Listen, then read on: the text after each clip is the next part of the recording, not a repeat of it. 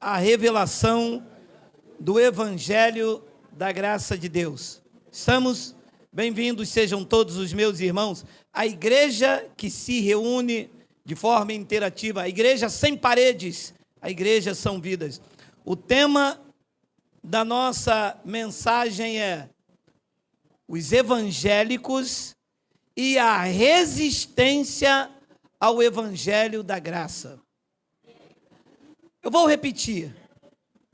Os evangélicos e a resistência ao Evangelho da graça.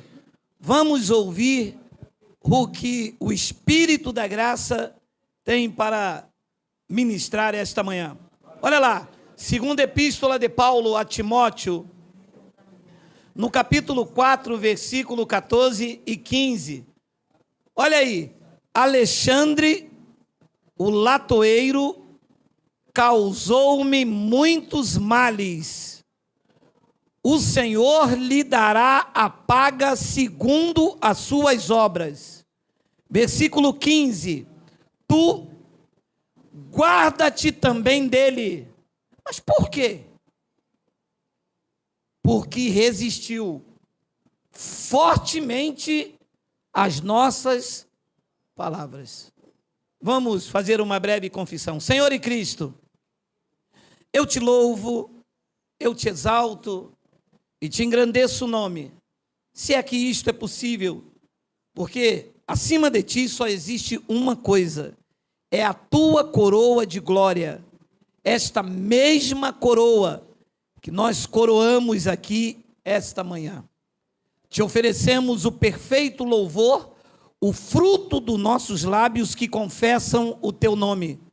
E chegamos então ao momento ímpar de ouvir as insondáveis riquezas de Cristo por meio do Evangelho.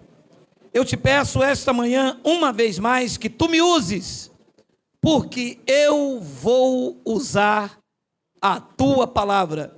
E a Igreja de Cristo reunida no Brasil e em vários lugares do mundo, digam amém. Amém.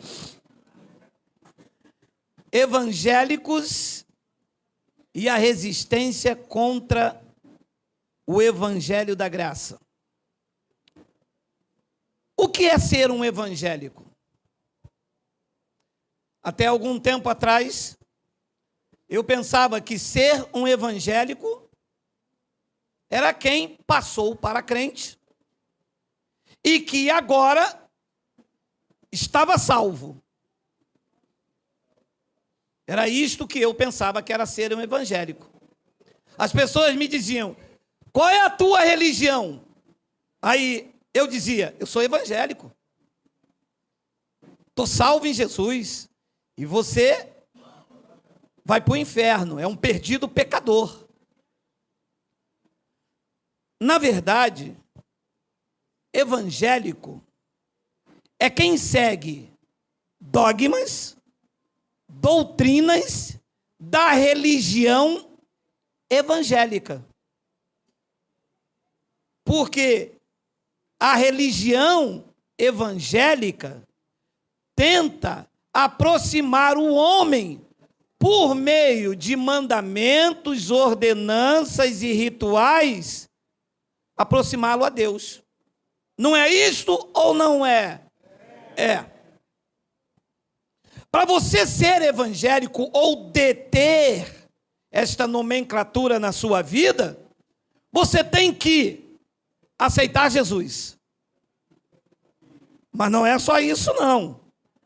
Não, você tem que batizar nas águas, tomar santa ceia de mês a mês, dar o dízimo direitinho e não pode comer maionese Hellmann's. Aí você é um evangélico. Não pode ir à praia, não pode cortar o cabelo, não pode usar o batom. Ah, porque batom é coisa do mundo. E o ônibus que se anda é da onde? Do mundo. A carne que se come é da onde? Do mundo. A roupa que se compra é da onde? Do mundo. C&A é da onde? C&A, né? Então, nós não somos evangélicos. Nós somos cristãos. Nós não seguimos rituais. Nós não obedecemos preceitos de homens. Nós não estamos submetidos a estatutos de igreja, a CNPJs.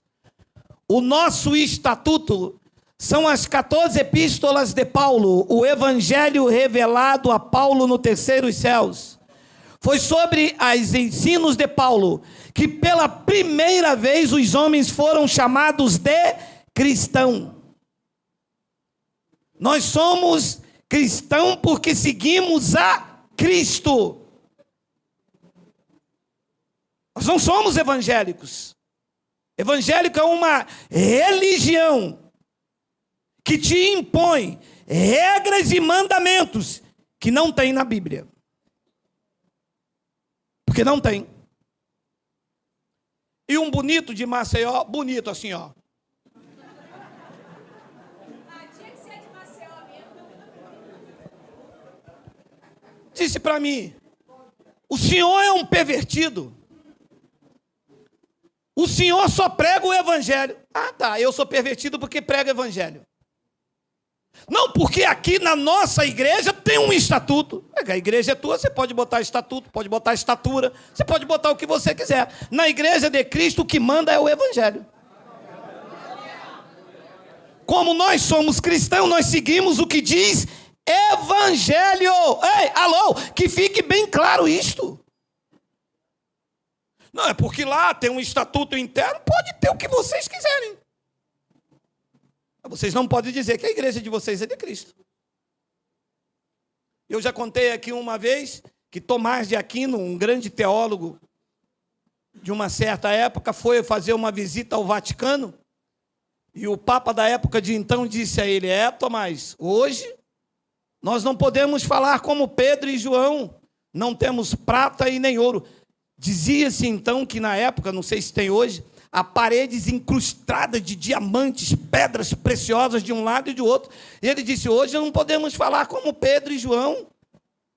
Não temos prata e nem ouro, porque a nossa catedral é riquíssima. E Tomás de Aquino disse, é verdade.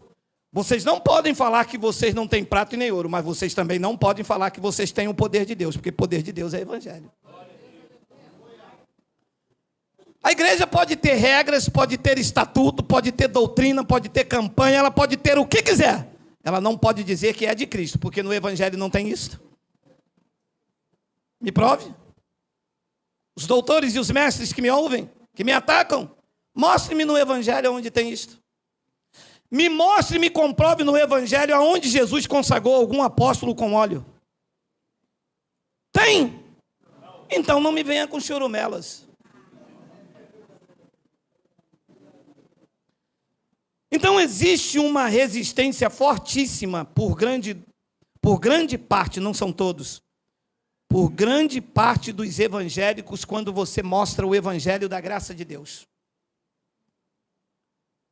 Porque como a religião evangélica traz um status, uma postura de sábio, como eles se acham a fina flor do cuscuz, quando são contrariados nas suas convicções religiosas, resistem fortemente. E pasmem, mas resistem contra o que está escrito, que não é invenção. Só um minutinho.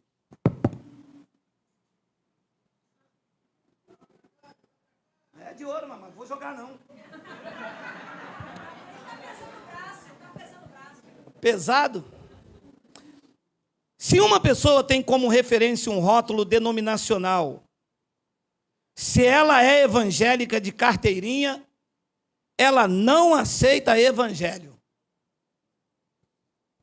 Já viu essas igrejas que dão carteirinha para dizer que você é daquela igreja? E joga fora no lixo.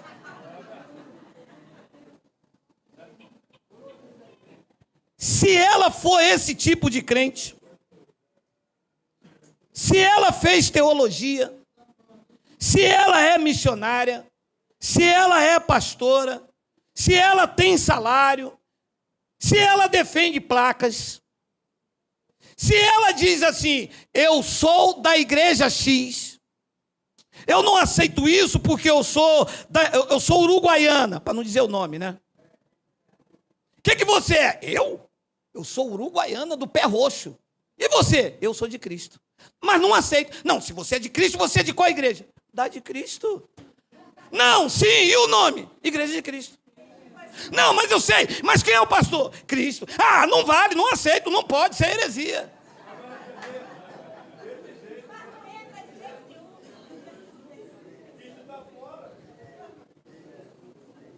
Me desculpe a franqueza e a sinceridade.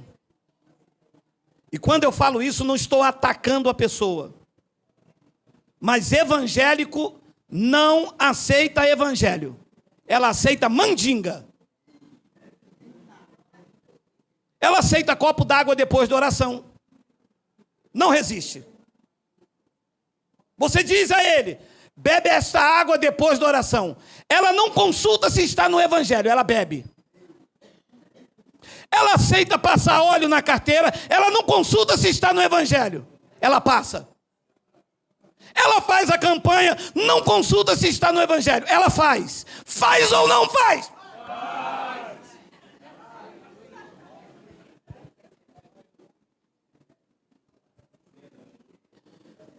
E tem de tudo, né? Tem óleo de Israel, tem a rosa de Saron, tem a quebra de maldição, tem a campanha, Jesus é a porta, banho de descarrego, o copo d'água depois da oração, proibições como não use isso, não use aquilo, não coma aquilo outro. Tudo isto é um pacote de doutrinas de homens e do imaginário fértil da mente dos pastores. Leia você. E você que me assiste a primeira vez, leia Marcos capítulo 7, Jesus nos dias de sua carne, interpelar. Tinha uma frase mais bonita para colocar, não, meu amado, mais fácil, não pararam ele, não, tem que me sacrificar assim? Interpelaram-nos fariseus e os escribas. 2 pontos, pararam Jesus.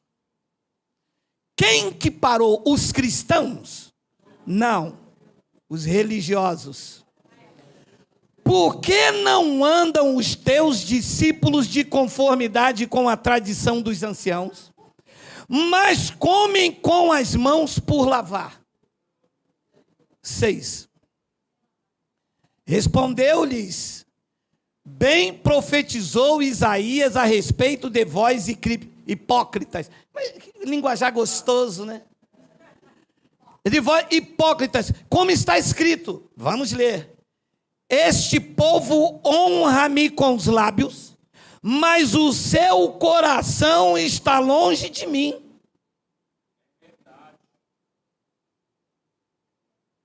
Como assim, Jesus? Como assim o povo que te segue da religião pode explicar como é que alguém pode honrar com os lábios, dizer foi na cruz, onde um dia eu vi meus pecados, eu também sei, eu estava lá.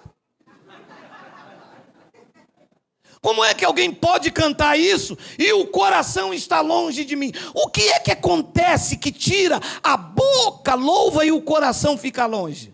Leia, 7. E em vão me adoram, ensinando doutrinas que são preceitos do evangelho.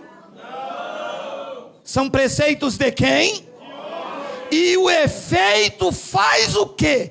Que se louva com a boca e o coração longe do dono da igreja.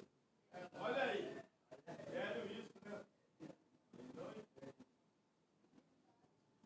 Olho na carteira. Diga, preceito de homens. Campanha nas igrejas. Preceito de homens. Quebra de maldição. Preceito de homens.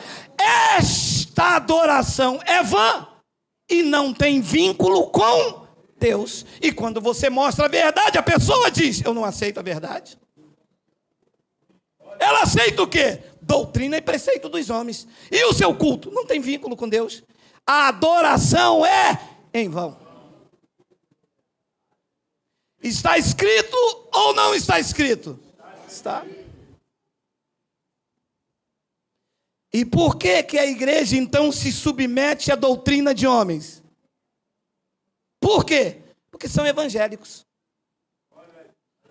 Porque se fosse cristão, ia dizer, o meu Cristo não mandou fazer. Não vou fazer. Se não vai fazer, então você não toca mais aqui. Não toca aqui, eu toco birimbau lá na praça. Porque eu tocaria birimbau na praça, mas não ficaria no local onde Cristo não está governando com a sua palavra, mas não ficaria nem sobre ameaça de morte.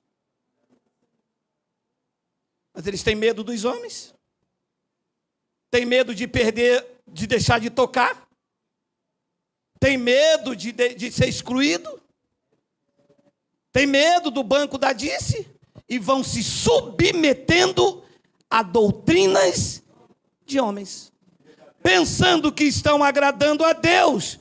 Estão agradando aonde? Alô, Paulo disse aos Gálatas, se eu agradar a homens, eu não posso dizer que eu sou servo de Cristo. E Colossenses capítulo 2, versículo 20, não vai sair ninguém não, eu escutei. Não vai sair não, tem gente lá na porta, lá, cheio de espinho lá. Vai passar assim e vai espetar. Colossenses capítulo 2, versículo 20. Se morresse com Cristo para os rudimentos do mundo, por quê? Como se vivesses no mundo, vos sujeitais a ordenanças. E ele vai mostrar quais são as ordenanças. 2 pontos. 21. Não manuseie isto. Não proves aquilo. Não toques aquilo outro. Paulo está dizendo, você não morreu com Cristo. Quem aqui morreu com Cristo, diga, Abba, Pai. Então vocês não devem se submeter a ordenanças nenhuma, nem proibições.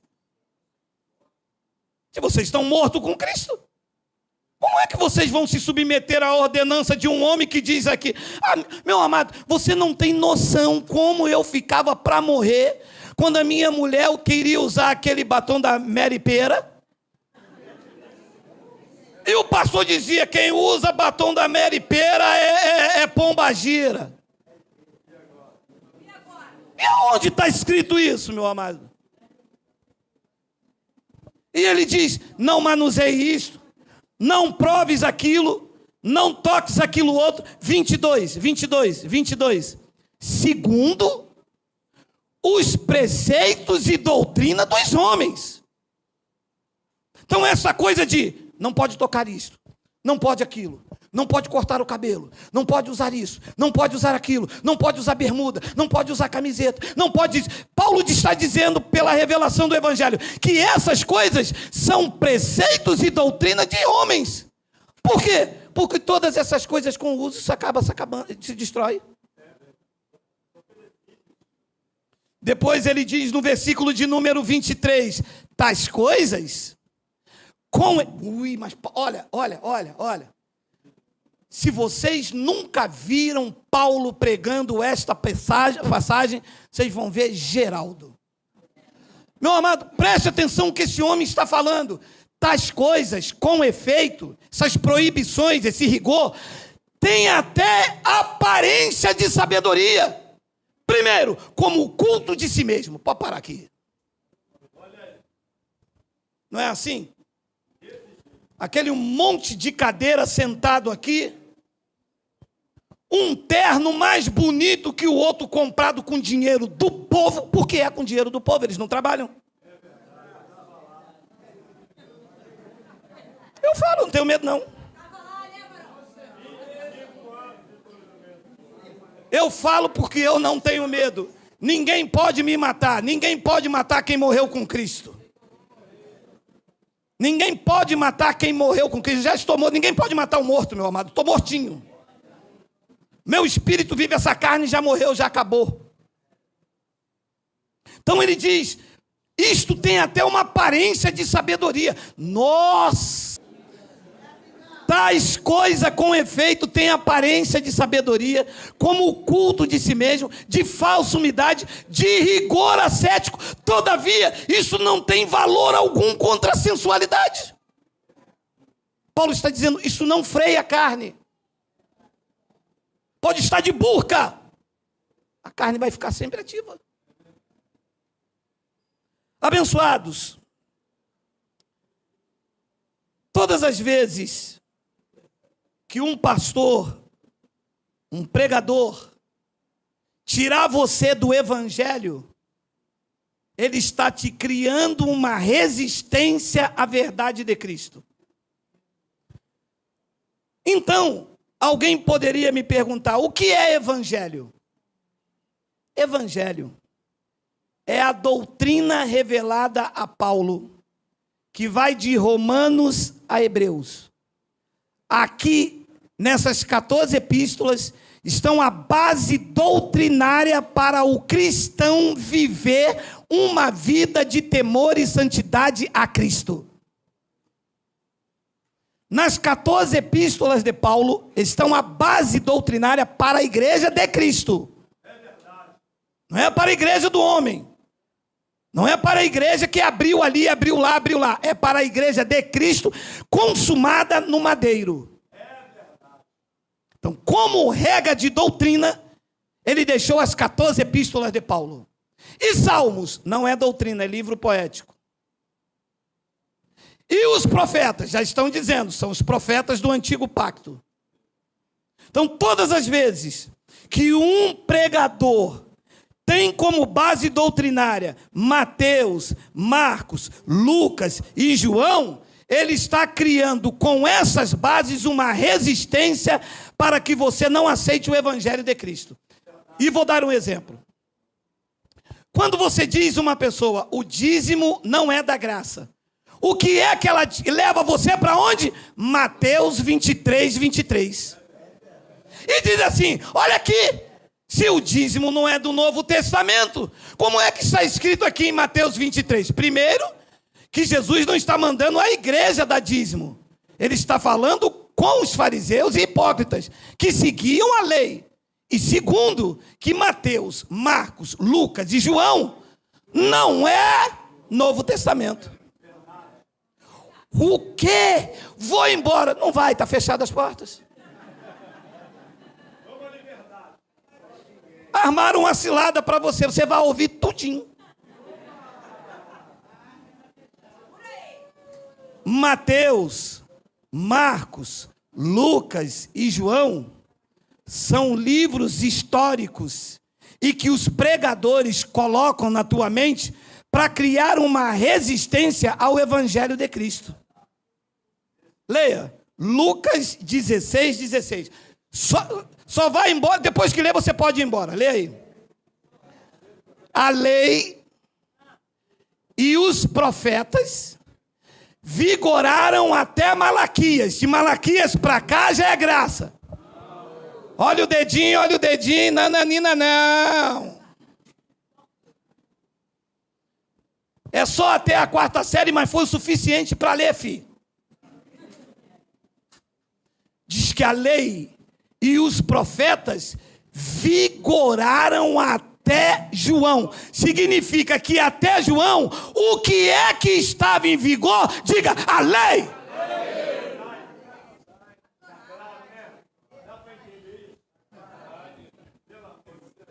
Ou seja, a resistência ao evangelho. Então, quando eu te levo para Mateus, Marcos, Lucas e João e pego isto como base doutrinária, eu estou criando resistência na tua mente contra o evangelho. Porque o que está escrito lá nas epístolas de Paulo, você usa aqui para resistir lá.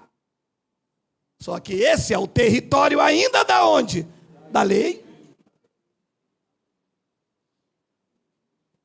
E vem os sábios. E Mateus 23, 23, é lei. É porque é lei, abençoado. As práticas doutrinárias ali, as cerimônias. Jesus, quando curava nesse território, mandava apresentar as ofertas a quem? A Moisés. Por quê? Porque era a lei dele. Jesus, quando alguém era curado, Jesus dizia o quê? A tua fé te salvou. Por quê? Porque o antigo pacto não tinha o dom da fé. O homem vivia pela sua fé. E pela fé dela, ela era curada. Jesus disse, a tua fé te salvou. Vai ao templo. Então, se o pastor me traz para Mateus, Marcos, Lucas e João, ele está criando uma resistência na minha mente para que eu não aceite o evangelho de Cristo e me liberte dos dogmas, das prisões que existem ali. Entendeu? Hebreus capítulo 9, versículo 16 te faz entender melhor. Desfrute desta sabedoria. Porque onde há testamento, é necessário que intervenha a morte do testador. Vou parar aqui. Ora, abençoado. Para ser testamento, o testador tem que estar vivo ou tem que estar morto? Os relatos do livro de Mateus, Jesus está morto ou está vivo? Então não pode ser Novo Testamento, o testador está vivo. Está claro ou não está claro? Vamos chamar um profeta balabachúria. O crente? Não, se for profeta balabachúria, o crente aceita. Foi Deus bradando. E se for a palavra dele, tem resistência. Porque onde há testamento, é necessário que intervenha a morte do testador. 17. Pois um testamento só é confirmado no caso de mortos, visto que de maneira nenhuma tem força de lei enquanto vive o testador. Mateus, Marcos, Lucas e João, o testador Jesus está vivo, sim ou não? Sim. Então era velho, porque para ser novo ele tinha que estar morto. Como era dono da vida, ele não pode morrer. Quando ele morreu e ressuscitou, aí sim o Novo Testamento poderia entrar em vigor.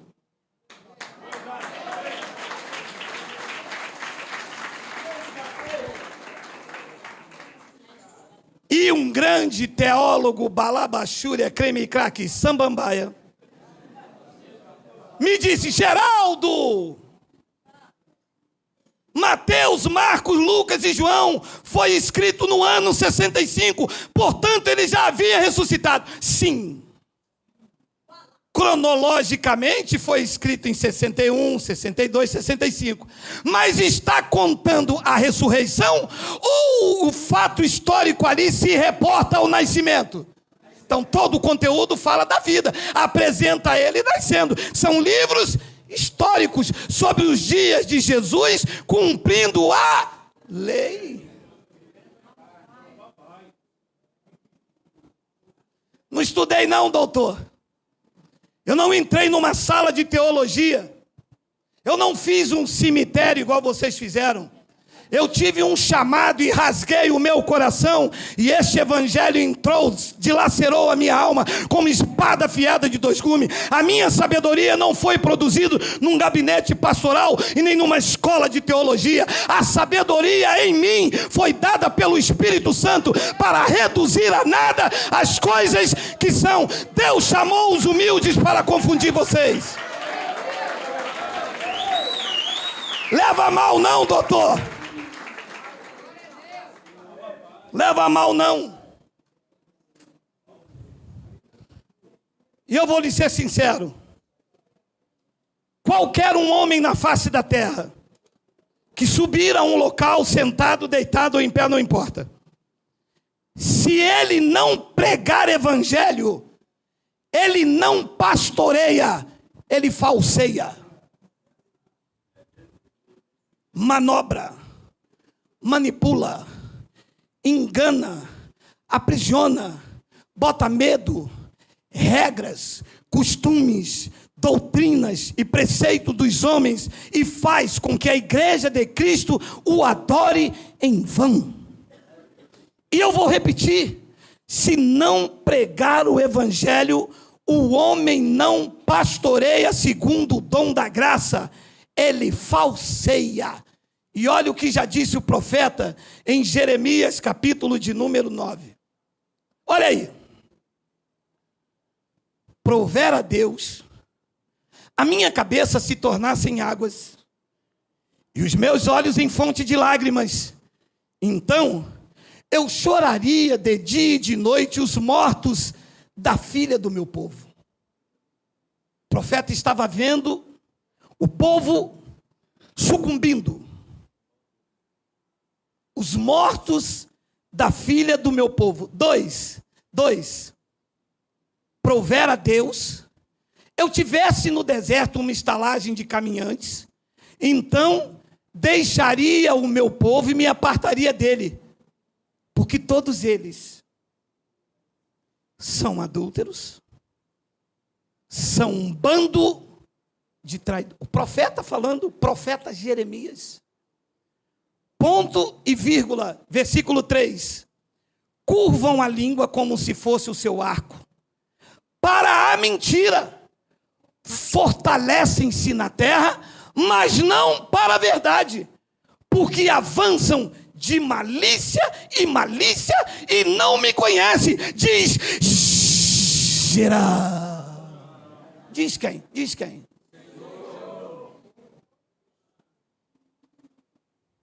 Ui. Curvam a língua. Isso é Deus falando, hein? Não é um profeta balabachúria não, hein? Isto é Deus falando. Curvam a língua como se fosse o seu arco para a mentira, fortalecem-se na terra. Está pegando aí? Mas não para a verdade, porque não tem verdade. Mostra quais são as grandes catedrais que se levantam e digam: o dízimo é do antigo pacto. Manda mostrar um. Suas línguas estão encurvadas, mas é para o engano. Dizem que o gafanhoto lá de Malaquias 3:10, o gafanhoto devorador, dizem que são demônios que vai na vida das pessoas, curvam a língua, mas é para a mentira. Fortalecem-se na terra, mas não para a verdade, porque avançam de malícia e não me conhecem, diz o Senhor. Acabou não. Tem uma bomba aqui para instalar aí, segura aí. 4. Guardai-vos cada um do seu amigo, e de irmão nenhum vos fieis, porque todo irmão não faz mais do que enganar, e todo amigo anda caluniando. Olha a situação que estava isso aí. Se não pregar o evangelho, não pastoreia segundo o dom da graça, mas falseia. A graça não tem lugar para isto. Ninguém está aqui interessado no teu dinheiro. Ninguém aqui está interessado na tua forma de vestir. Qual é o seu carro, qual é o seu cargo.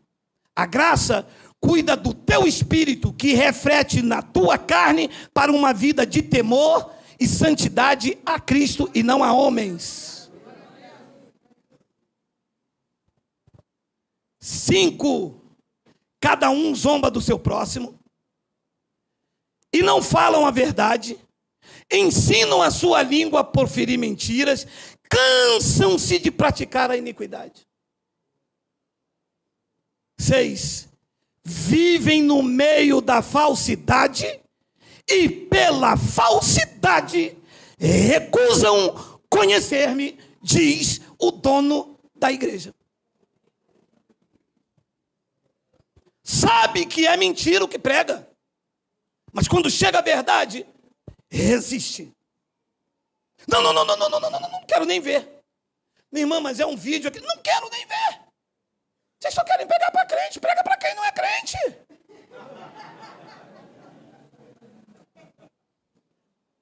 Tem que pregar para vocês. Porque quando vocês não estavam dentro da igreja, vocês eram felizes, vocês viviam bem. Vocês não viam Deus como carrasco. Vocês não viam o seu irmão ali como demônio, como pombagira. Tu te lembras da tua amiga da escola que você andava com ela? Ela usava aquele esmalte da Risqué. Você foi lá na igreja, quando voltou, o mesmo esmalte já virou pombagira. Tem que pregar para quem? Para ela ou para você? Para você. para entender que aquelas coisas com o uso, aquilo se destrói. Não é pombagira, é esmalte da Risqué. Minha esposa usa um.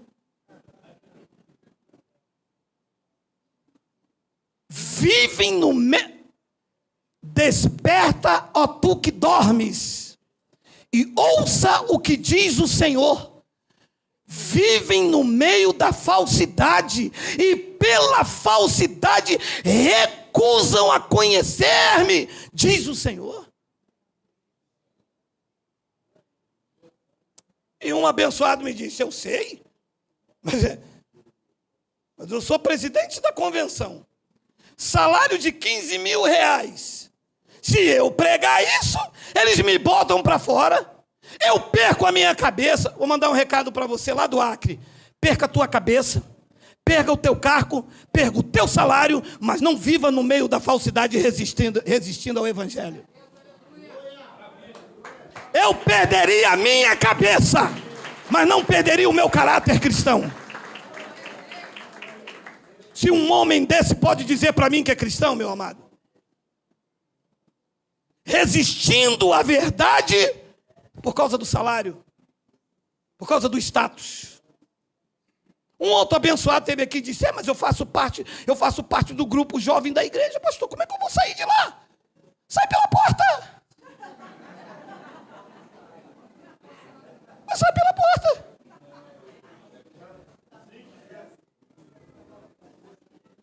Meu Deus, as pessoas resistem ao evangelho por causa de cargo, por causa de grupo jovem, por causa disso, por causa daquilo, por causa daquilo. Estão contra Deus. Porque não é possível quem vive num ambiente... Isso é Deus falando, tá? Amanhã, segunda-feira, quando vocês vierem para mim, eu vou falar para você, reclama com o papai. Então, olha o que Paulo disse. Temos tempo? Temos. Olha o que... Não, hoje é galinhada, meu irmão, com pequi. Hoje vai acabar já 10 minutos. Romanos capítulo 1, versículo 18. Vamos ler agora o que acontece com aquelas pessoas. A ira de Deus se revela do céu contra toda a piedade e perversão dos homens, que detém a verdade pela injustiça. Quer dizer que todas as vezes que eu resisto à verdade pela injustiça, diz que a ira de Deus se manifesta. Está aí assim. Não, se eu pregar que a salvação não se perde, a igreja fica vazia. Você é dono dela, morreu por ela, salvou ela. Quem não pode ficar vazia é a tua casa. A minha casa que não pode ficar vazia. Minha mulher que não pode ir embora com o morro preto. Deus me livre. Minha mulher foi embora, acabou com o negão, cara. Tem berimbau certo. Eu estou aqui preocupado, meu irmão. Eu vou pregar a verdade. Fica quem gostar da verdade. Diz que a ira de Deus se revela do céu contra toda impiedade e perversão dos homens que detêm a verdade. Não, aqui não entra. A verdade aqui não entra. O pastor me disse, não, predestinação aqui ninguém prega. Mas você está detendo a verdade, porque está escrito no evangelho que ele que predestinou, não foi diabo, não foi ninguém. E o que se manifesta lá? Ali diz que é a ira de Deus. E você vê um povo doente. Você vê um povo que dá pena de olhar. Me desculpa, eu sei que vocês vão falar que toda vez você fala isso, mas é verdade. Uma pessoa com 40 anos parece que ela tem 70. É fardo, é peso, é carregar, é esculacho, é humilhação, é prova, é moenda, é contenda. Por quê? Porque detém a verdade pela mentira. E o que é que se manifesta? Ali diz que é a ira de Deus. Depois Paulo diz no versículo 19, porquanto o que de Deus se pode conhecer é manifesto entre eles, porque Deus lhe manifestou. Aí eles dizem assim, estou passando por uma prova, é o diabo. Alô, não é diabo não, é que você está detendo a verdade pela injustiça, e Deus manifesta essa ira. Depois diz no versículo 20, porque os atributos invisíveis de Deus, assim o seu eterno poder, como também a sua própria divindade, claramente se reconhece desde o princípio do mundo, sendo percebido por meio das coisas que foram criadas. Tais homens são, por isso, indesculpáveis. 21. Porquanto, tendo conhecimento de Deus, não glorificaram como Deus, nem lhe deram graças, antes se tornaram nulos em seu próprio raciocínio, obscurecendo-lhes o coração insensato. Tudo isso porque detém a verdade pela injustiça. Depois ele diz no versículo 22, inculcando-se por sábios, tornaram-se loucos.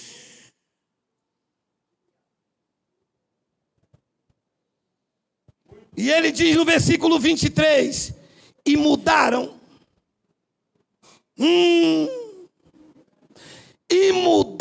a glória do Deus incorruptível, em semelhança da imagem de homem corruptível, bem como de aves, quadrúpedes e répteis. Mudaram a imagem de um Deus incorruptível num Deus que se corrompe, na imagem de um homem corruptível, como se Deus fosse igual ao homem. E ele disse pelo profeta, que maldade a vossa, me comparar como se eu fosse igual a vocês. Ou não tem poder o oleiro sobre o vaso? Que maldade a vossa. E mudaram a glória do Deus incorruptível. Meu amado, em certas reuniões, Deus já deixou de ser Deus. Deus só opera se o pastor orar. Eu já vi lugar que eles dizem, Deus está falando, mas você precisa vir aqui para confirmar. Confirmação do milagre de Deus, se o homem botar a mão, pode parar. Como se Deus dependesse de um homem para agir.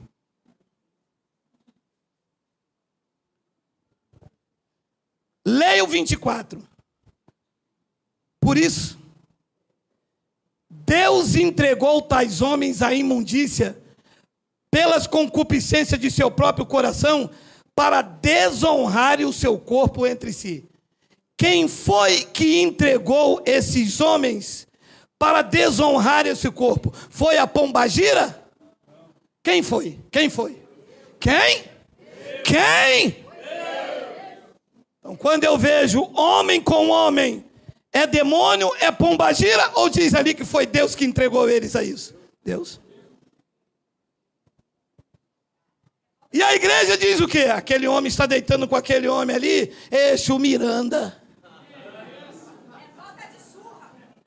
Ali diz que Deus entregou tais homens à imundícia pelas concupiscências de seu próprio coração, para desonrarem o seu corpo entre si. 25. Pois eles mudaram a verdade de Deus em mentira. Ui! Adorando e servindo a criatura no lugar do Criador. Isto é uma verdade aí fora ou não é? É. O que prevalece é o que pastor fala. O que prevalece é a visão que Deus deu ao pastor. Uma visão totalmente fora do evangelho. Mas foi o pastor. E como é que se reage? Problema dele com Deus, eu estou fazendo a minha parte. Ah, entendi. Se corrompendo, sendo cúmplice no erro com ele. Esqueceu de que não te avisaram que cumplicidade no erro é crime também? Então você é cúmplice. Se você está vendo que o que ele está falando não está de acordo com o evangelho de Cristo, e você está lá dizendo amém, você é cúmplice do erro com ele, é culpado do crime dele também. Farelos comes. Pois eles mudaram a verdade de Deus em mentira. A verdade de Deus se tornou mentira, e a mentira dos homens, verdade absoluta, a ponto do crente evangélico rejeitar as verdades de Deus. Pior, muitos deles dizem que são coisas do diabo. Quando você... Deixa eu te mostrar um clássico, deixa eu fugir só um pouquinho. Coloca para mim Romanos 6,3. Deixa eu fugir só um pouquinho e volto para cá. Isso é um clássico, né? Ou porventura ignorais que todos nós que fomos batizados no Rio Guandu. Bota aqui no Rio Guandu, o Rio da Vala. Bota aqui o Rio da Vala. Bota aqui o Rio da Vala. Que todos nós que fomos batizados no Rio Guandu, no Sarapuí, no Rio Sarapuí, piorou. Que todos nós que fomos batizados em Cristo Jesus, fomos batizados nas águas batismais. Fomos batizados aonde? E como é que o crente não aceita isso? Aí o que ele faz? Pega você e leva lá para a canoa não virar. Leva lá para os feitos de o homem não pode nascer, tem que nascer da... Nem sei. Se o homem não nascer da água e do Espírito, isso é o território da lei lá com Nicodemos. Ei, mas você está me voltando para o território da lei. Aqui eu canto aquela música, se a canoa não virar, eu fico assim, ó. Mas não é para me levar para o território da lei, é para a graça, avançando para o que é perfeito. Isso foi antes da cruz. Paulo diz agora, ignorais que todos nós que fomos batizados em Cristo Jesus, fomos batizados na sua morte. João Batista mergulhava nas águas. Só João Batista. Isaías não batizou. Moisés não batizou. Nenhum dos profetas batizou. João Batista mergulhou Jesus nas águas. Jesus mergulhou os crentes no seu sangue. E quando saímos de lá, saímos lavados, regenerados, purificados, transformados em uma nova criatura. Esse batismo é o que me basta.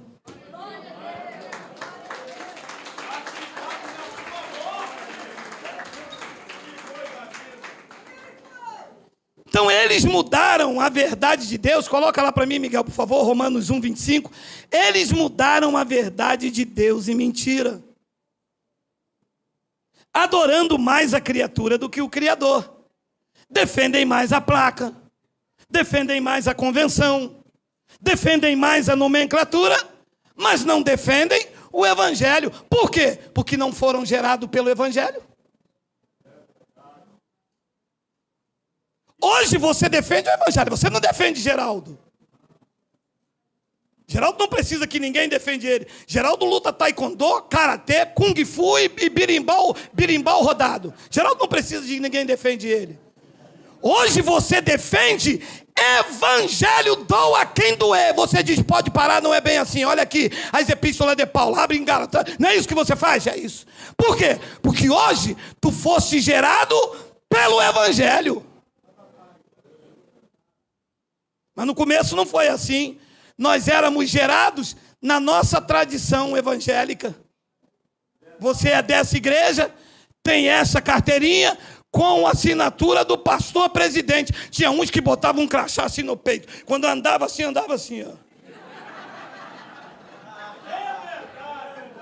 O que é? Sou presbítero. É falso, né? Não, olha a assinatura do pastor presidente aqui. Aconteceu com você, né? Só defende o Evangelho quem é gerado pelo Evangelho. Só resiste o Evangelho quem não foi gerado pelo Evangelho. Foi gerado na religião. Toma lá da cá, não faz isso, aquilo, outro. Tiago, que era o pregador da lei, olha o que ele disse aos judeus. Já ensinamos aqui que a epístola de Tiago foi escrita aos judeus. Todo mundo sabe, não sabe? Olha o que ele disse aos judeus. Tiago, capítulo 1, 19 ao 22. Olha aí. Sabeis estas coisas, meus amados irmãos. Todo homem, pois, seja pronto para ouvir, tardio para falar, tardio para se irar. 20. porque a ira do homem não produz a justiça de Deus. 21, portanto, despojando-vos de toda a impureza e acúmulo de maldade, acolhei com resistência. Acolher com mansidão a palavra em vós implantada, o qual é poderosa para salvar a vossa alma. Não é salvar o espírito, é salvar a alma, as emoções, que os crentes estão aí, muitos deles, desequilibrados. Estou salvo um dia, o outro não estou, isso foi o diabo, dei o dízimo, a porta não abriu. As emoções, a alma é o campo, é a psique, o campo das emoções. O que vem do meu espírito, passa pela minha alma, chega ao meu corpo. E o que toca o meu corpo neste mundo, passa pela minha alma e chega ao meu espírito. A alma, a psique, é o campo das minhas emoções. Se a alma não tiver equilíbrio, não estiver em paz, não estiver governada, tudo perdido. Então Tiago disse aos judeus, vê se vocês não resistem à palavra. Vê se vocês recebem esta palavra com mansidão, implantada em vocês, porque ela é poderosa para salvar as suas emoções. Depois ele diz no versículo de número 22, tornai-vos, pois, praticantes da corrente de libertação. Oi! Praticantes de quê? Você conhece algum crente que pratica a palavra? Só os da graça. Quando você vê um crente que resiste à palavra, deu um problema. O que ele diz? Vou fazer um jejum. Vou fazer um propósito. Eu vou para o monte. Vou fazer uma campanha. Vou fazer... Ué, mas não é para praticar essas obras mortas. É para praticar a palavra. Quando você vê um crente que recebe a palavra, quando acontece uma situação, ele diz, eu sei que em todas as coisas eu sou mais do que vencedor. Eu posso não estar vendo porque eu ando por fé. Ele pratica a palavra. Tornai-vos, pois, praticantes da palavra, e não somente ouvintes, enganando-vos a vós mesmos. Ouve, mas o que ouve não é palavra. E quando pratica o que o pastor falou, sem base na Bíblia. Engana a vocês mesmos. Que triste, não? Depois ele diz no versículo 23, tem o 23, porque se alguém é ouvinte da palavra e não praticante, assemelha-se ao homem que contempla no espelho o seu rosto natural. Vira dali, esqueceu como é. Jesus também disse isso nos dias de sua carne. Mateus capítulo 7, versículo de número 24 e 25. Olha aí, olha aí, olha aí. Todo aquele, pois, que ouve estas minhas palavras e as pratica, será comparado a um homem prudente que edificou a sua casa sobre a rocha. Ouvir a palavra e praticar um jejum. Não, porque jejum é da lei. Já ensinamos, já falamos sobre isso. 25. E caiu a chuva, e transbordaram os rios, sopraram os ventos, e deram com ímpeto contra aquela casa que não caiu, porque fora edificada sobre a rocha. 26. E todo aquele que ouve estas minhas palavras e não as pratica, será comparado a um homem insensato que edificou a sua casa sobre a areia. Que ouve e não pratica. Eu pratico a palavra. Ué, então por que você deixou aquele homem dar um banho em você?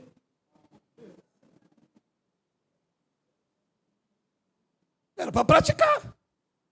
Quando ele te chamou, falou assim, eu vou fazer de você hoje uma nova criatura. Eu vou te passar nas águas. Aí você vem aqui, pratica a palavra e diz, eu já fui batizado na morte dele, eu estou em Cristo, e quem está em Cristo já é uma nova criatura. Isto é praticar a palavra.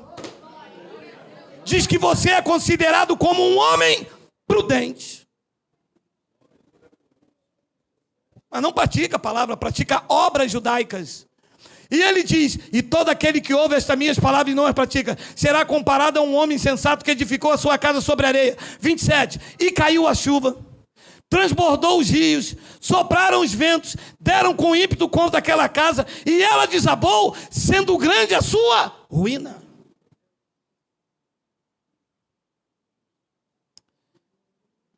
Eu vou lhe dizer sinceridade. Glória a Deus pela vida de vocês, por aquelas centenas lá na internet, que vocês se tornaram praticantes do Evangelho de Cristo. Alguns resistem, a casa está em ruína. Outros praticam, são considerados como prudentes. Olha esse texto aí, Efésios 1, 3 ao 5.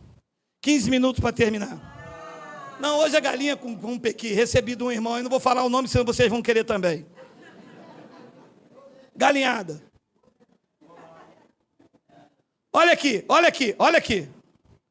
O homem prudente e o homem sensato. A casa na rocha e a casa na areia. Olha aí, olha aí. Bendito o Deus e Pai de nosso Senhor Jesus Cristo, que nos abençoará. Os praticantes da palavra dizem o quê?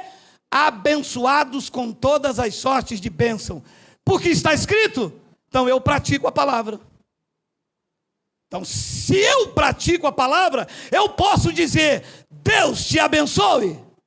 Eu tenho que dizer que você é um abençoado. Aí eu estou edificando a minha casa sobre a rocha. Eu estou praticando a palavra. Como que eu vou dizer? Deus abençoe você. Os irmãos mandam recado para mim de todo o Brasil.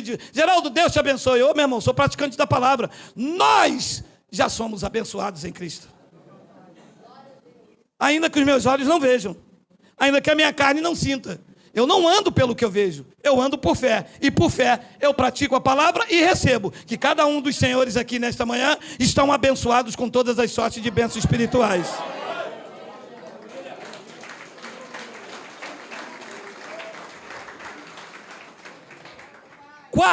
Quatro. Assim como me escolheu no dia em que eu aceitei Jesus. Não. Vai terminar com briga essa reunião. Se vocês querem briga, vai ter então. Meu amado, como é que eu posso, numa reunião desta, levantar a mão e falar assim: quem quer aceitar Jesus? Quem aqui quer aceitar Jesus? Aí ninguém aceita, ele volta para casa sem Deus, porque ele não aceitou Jesus. No entendimento do evangélico é assim. Agora, quem pratica a palavra diz o quê? Todos vocês são escolhidos dele desde a fundação do antes da fundação. Meu amado, você recebe isso aí por amor? Não. Por amor de Deus, você pode dar um glória a Deus por isso? Não, vamos bater palma sim, senhor.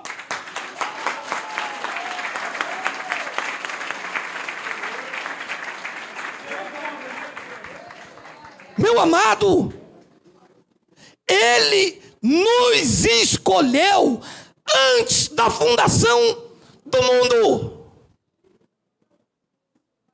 Quando ele disse, haja luz, já tinha te escolhido. Foi antes, não foi no momento e nem depois. Quando ele disse, haja porção seca, tu já eras um escolhido dele.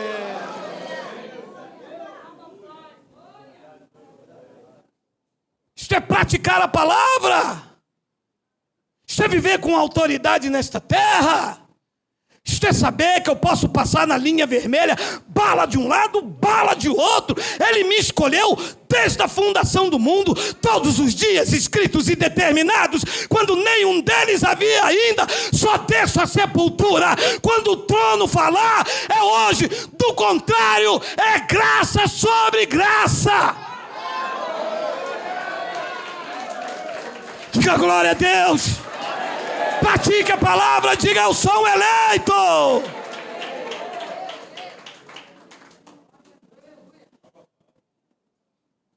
Meu Deus.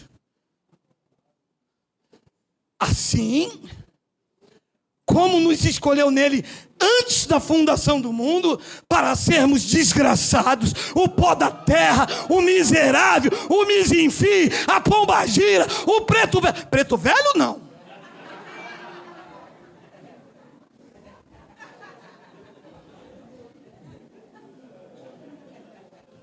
Te escolheu para quê, meu amado? Meu amado, ele te escolheu para quê? Não, confessa a palavra, meu irmão. Para sermos santos e irrepreensíveis perante ele. E em amor, 5, nos predestinou. Pratique a palavra aí e diga: nós somos predestinados. Isto é confessar a palavra. Aí vem o evangélico e diz assim: não, isto é do demônio, isto é doutrina do diabo. É assim que vocês chamam Cristo? Porque ali diz que ele nos predestinou para ele, para a adoção de filhos, por meio de Jesus Cristo, segundo o beneplácito, o conselho da sua vontade. Isso é praticar o evangelho. 1 de Coríntios, capítulo 4, versículo 14 e 16. Já estou terminando.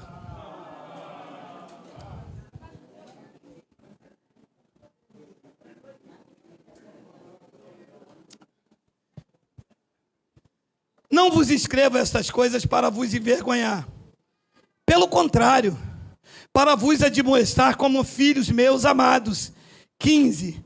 Porque ainda que tivesses milhares de preceptores em Cristo, não terias, contudo, muitos pais. Pois eu, disse Paulo, pelo Evangelho, vos gerei em Cristo Jesus. Aqui está a diferença e o checkmate. Vocês que me ouvem e aí pelo YouTube, hoje, vocês não resistem ao Evangelho, porque vocês foram gerados pelo Evangelho. O Evangelho está implantado na vossa alma e as tuas emoções hoje estão equilibradas. Você não vê Deus como carrasco, você vê como pai. Você não se vê como ovelha, você vê como filho. Você não se vê perdido, você vê salvo eternamente. Você não se vê desgarrado, você se vê reconciliado. Isto porque vocês foram gerados pelo Evangelho. Não foram por obras, não foram por sacrifícios, não foram por barganha, não foram por medo, por culpa e por pânico. O que gerou vocês para nesta manhã exaltar a Cristo foi o Evangelho.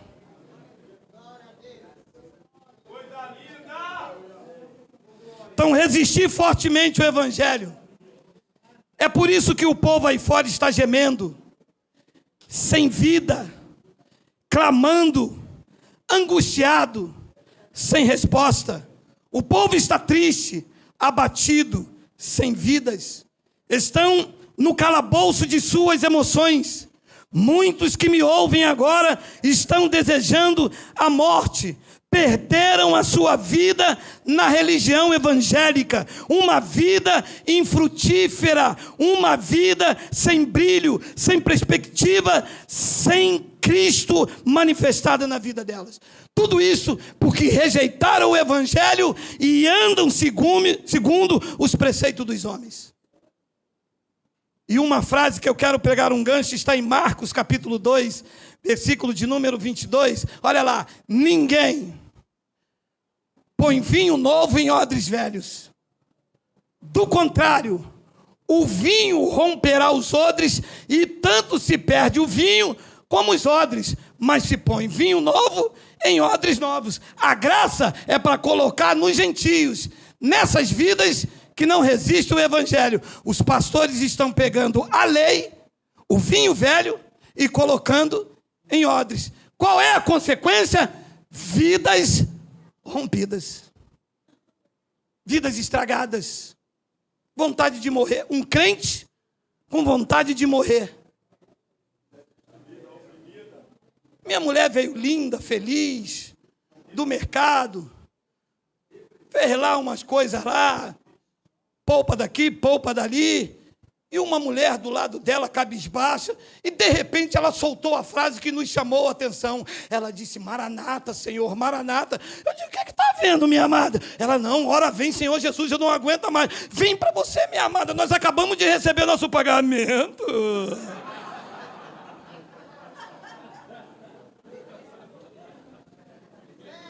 Vem para onde, minha amada? E o que eu vou fazer com esse pagamento todo? Carrinho cheio de guloseima. Porque as pessoas estão feridas. A religião feriu as pessoas. Tirou o brilho, tirou a vontade de viver. Separou muito o casamento. Destruiu lares, inimizade. Irmãos que não se fala com irmão. Irmã que não se fala com irmã. Porque ela é a profeta Balabachúria, Cremicac, Sambambaia, Lavassunga, Nabacia.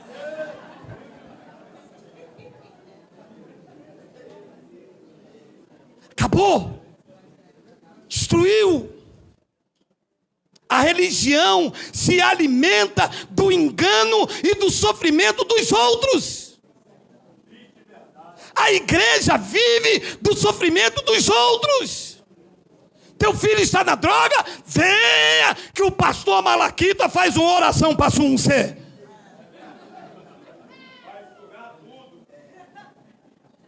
É como um advogado criminalista. Se tiver paz, o advogado não é próspero. A igreja vive da desgraça alheia, da doença, do câncer.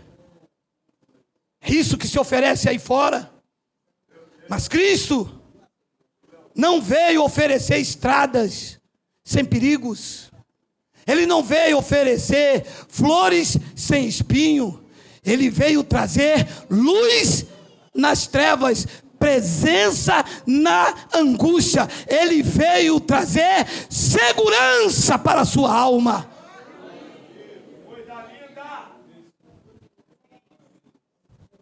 E as pessoas estão clamando sem Cristo.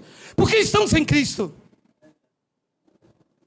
Lhes asseguro que não são todas as igrejas, 99,9% das igrejas evangélicas estão sem Cristo.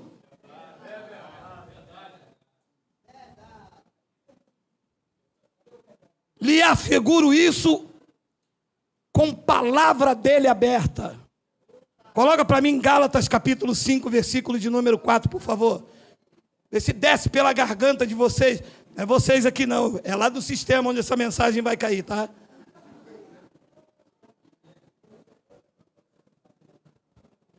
De Cristo vos desligastes. Quem? Vós que procurais justificar-vos na lei. Da graça vocês decaíram. De Cristo vocês estão desligados, estão sem.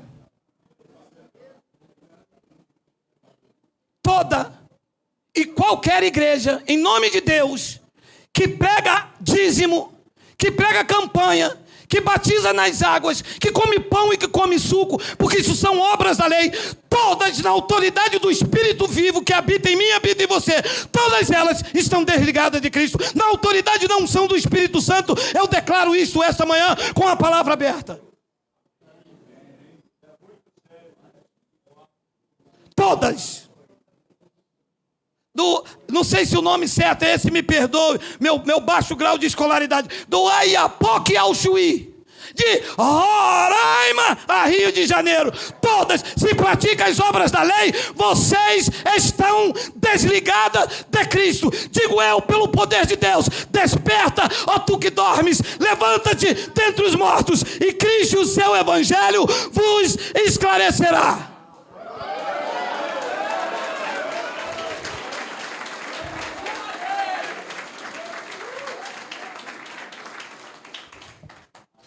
não estou desligado de Cristo.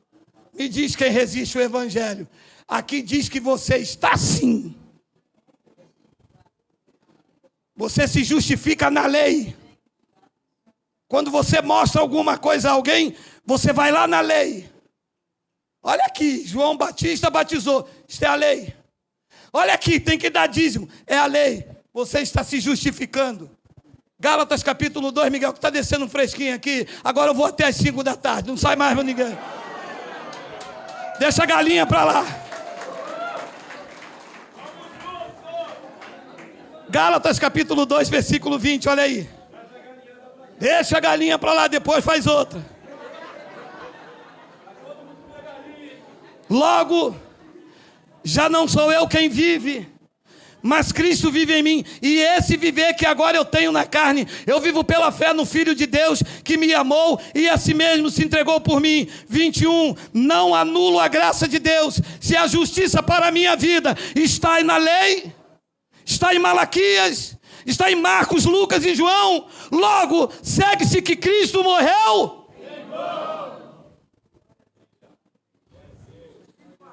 Para você, Cristo morreu em vão. E por isso está gemendo. Por isso está triste. Por isso nada dá certo. Por isso que você diz, para o crente tudo dá errado. Para o crente nada dá errado. Para o cristão que pratica a palavra e que anda na graça de Deus, a palavra da boca do justo é: todas as coisas cooperam é para o bem daqueles que amam a Deus e que são chamados segundo o seu decreto. É que você está resistindo à palavra de Deus. Você está abraçando a causa dos homens. Você está defendendo a placa. Você está defendendo a instituição. Saia disto e defenda o evangelho. Defenda as verdades do evangelho e Cristo te exaltará. Saia dessa religião maldita.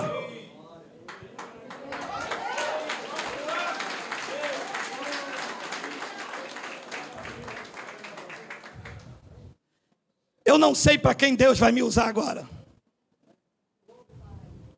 mas eu tenho uma palavra de Deus para você.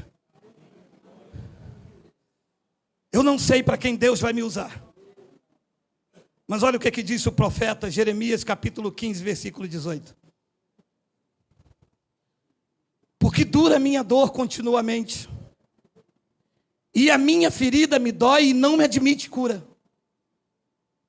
Serias tu para mim como lisório ribeiro, e como águas que enganam?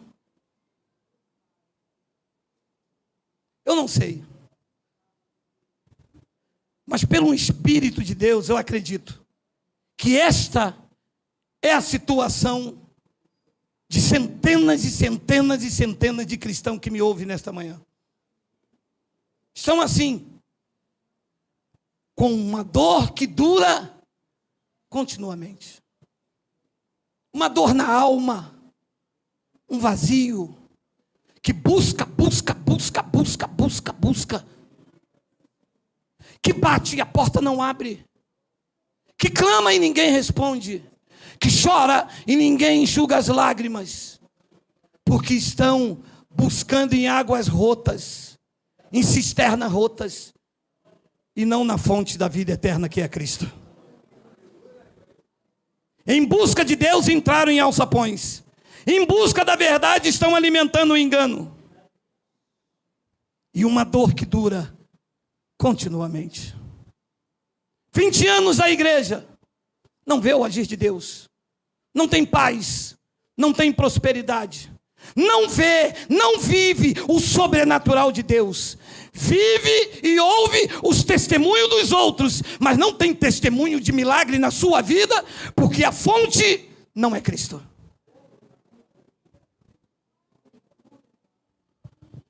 Porque dura a minha dor continuamente, e a minha ferida me dói, e não admite a cura. E o desespero do profeta foi tão grande, que ele disse: serias tu para mim como ilusório ribeiro? Como águas que enganam? Em outras palavras, alguém aqui no calabouço das suas emoções, alguém que me ouve pela internet trancada dentro do seu quarto, A vida inteira fez por essa bando de ladrões, de corjas, e quando precisou, levou um chute. Quando precisou, ouviu a palavra dizer: você tem pouca fé, você não fez a campanha direito, você está em pecado. E a pessoa clamando no calabouço das suas emoções, dizendo: serias tu, Deus, para mim, como ilusório ribeiro, como águas que enganam. Quantas pessoas em busca de respostas, e Deus não responde. Quantas pessoas nessa manhã angustiadas com os filhos nas drogas, e dizendo: Deus, eu fiz propósito, eu fiz campanha. Quantas pessoas desempregadas, envergonhadas, clamando nesta manhã, dizendo: Senhor, tu mandou fazer prova de ti. Bate, bate, bate. A porta não abre. Um ilusório ribeiro, como águas que enganam. E então, assim como chegou a resposta para o profeta, pelos meus lábios, chega a resposta para centenas e centenas de vidas que ouvirão essa mensagem. Olha o que diz o versículo 19. Portanto, assim diz o Senhor: se tu te arrependeres, mudar o curso, eu te farei voltar, e estarás diante de mim. Se apartares o precioso do vil, tu serás a minha boca, e eles, o sistema, se tornarão a ti. Mas tu, da graça, não passarás para o lado dele.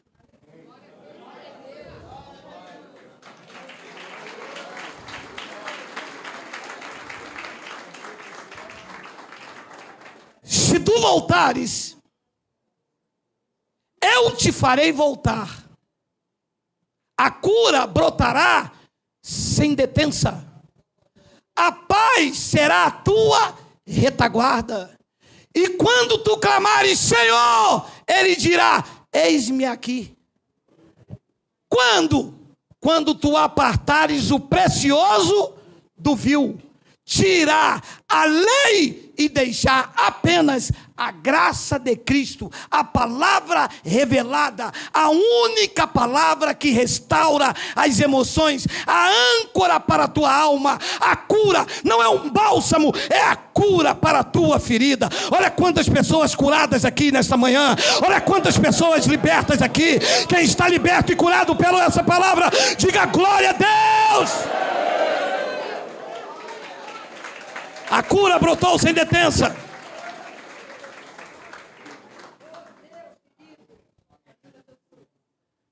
Se tu apartares o precioso de vil, Deus prometeu ao profeta: você será a minha boca. Eles querem ser boca de Deus, mas saindo duas fontes: lei e graça. Quer ser em boca de Deus, abençoa quem dá dinheiro e amaldiçoa quem não dá. Quer ser em boca de Deus dessa maneira? Nunca serão, e a ferida continuará perpetuamente. Algumas entrarão na divisão da alma e do espírito para aprender que quem governa é o trono da graça de Deus, o Deus Todo-Poderoso.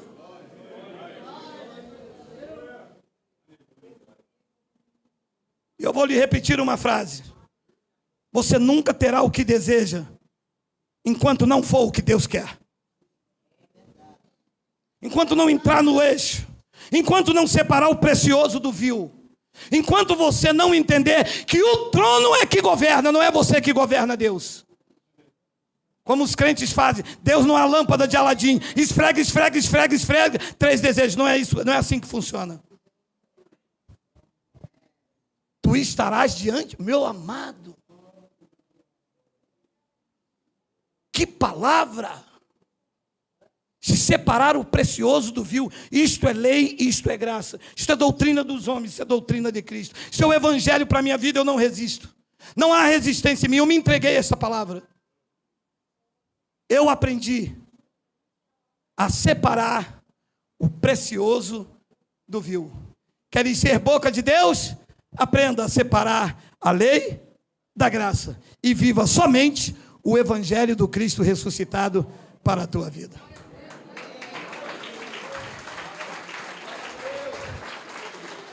E ele termina dizendo ao profeta no versículo 20: eu te porei contra este povo, como forte muro de bronze.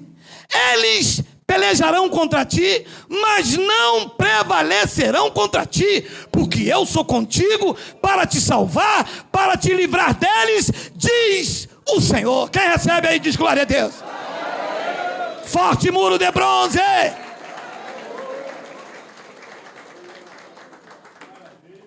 E no versículo 21, ele diz: arrebatar-te-ei das mãos dos iníquos, livrar-te-ei das garras dos violentos.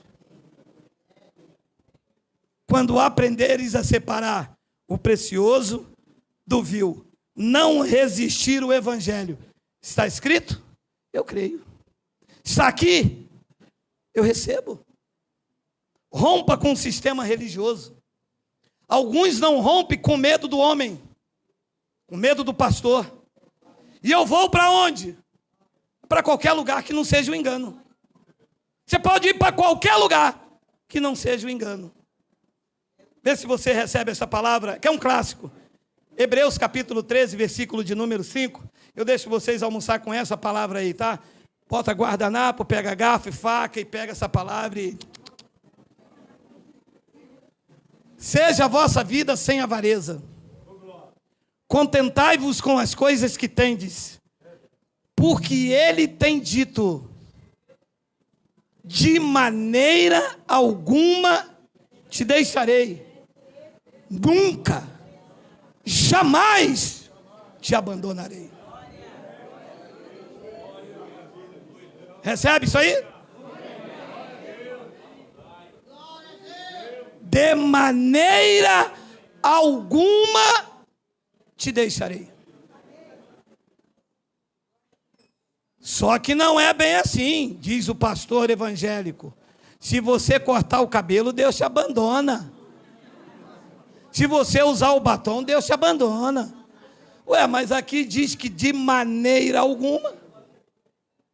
Quantas maneiras Deus pode te abandonar? De maneira alguma te deixarei, nunca, jamais te abandonarei. 6. Assim, afirmemos confiantemente: o Senhor é o meu auxílio, não temerei. Que me poderá fazer o homem?